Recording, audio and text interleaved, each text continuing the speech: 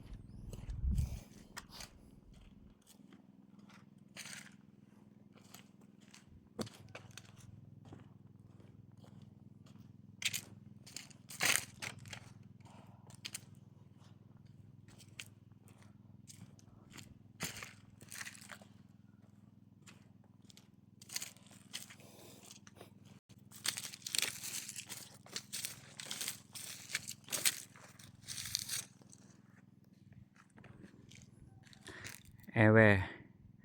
สูง2 เมตร3 นิ้วท่อตัวนี้มัน50 มิล PE 50 มิลมาโหลดเป็น32 มิลท่อนี้มัน100 เมตร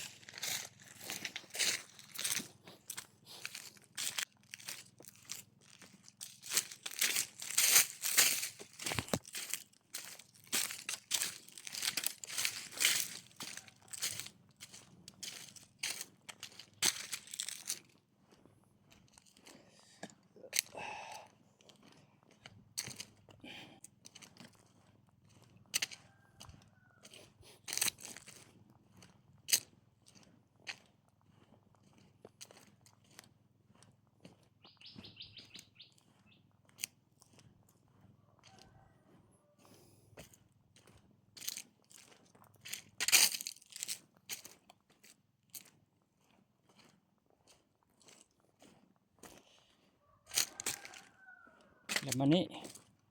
มีแอร์แวร์ตัวที่2สูง2 นิ้วสูง2 เมตรเนาะท่อ3 นิ้ว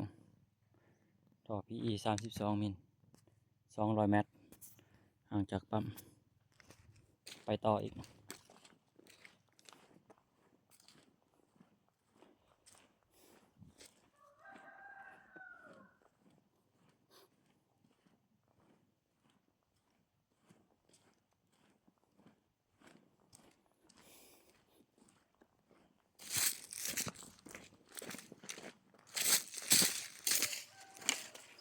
ข้าหัวเนาะข้าหัวละเสียน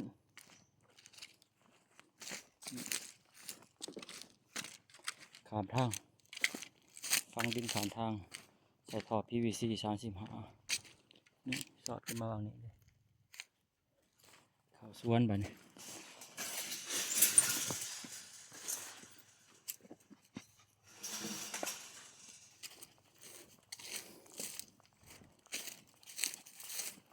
ไปลุ้นเหมือนกันว่าน้ำที่แห้งกันได้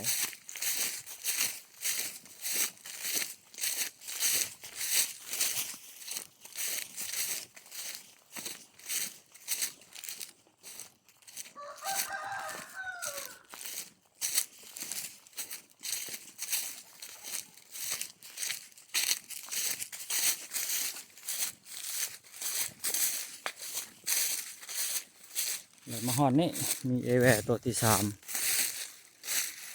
จากปั๊มมานี่มัน250 เมตรแอร์แวร์ตัวนี้ในแมนสูง4 เมตร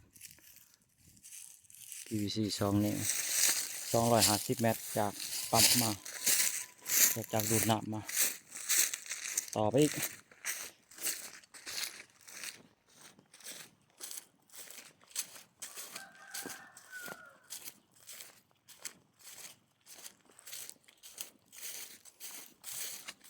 ต่อไปอีกเดี๋ยวมาถกศอกนั่นนี่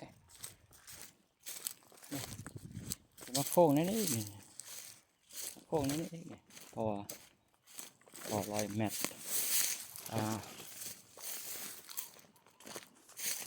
พอ100 เมตรมาตัด50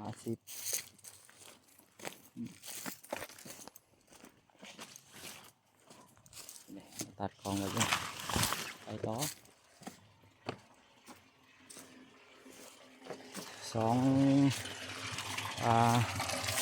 บ่แม่นนะหอดทานาแม่น300มาเฮานี่350ขอโทษบ่แม่น250 350ยังออกไปประมาณนี้ก็ห้องเด้อใช้ได้เยอะโอเคไปต่อเป็นพอยถ้าเขาใช้ท่อ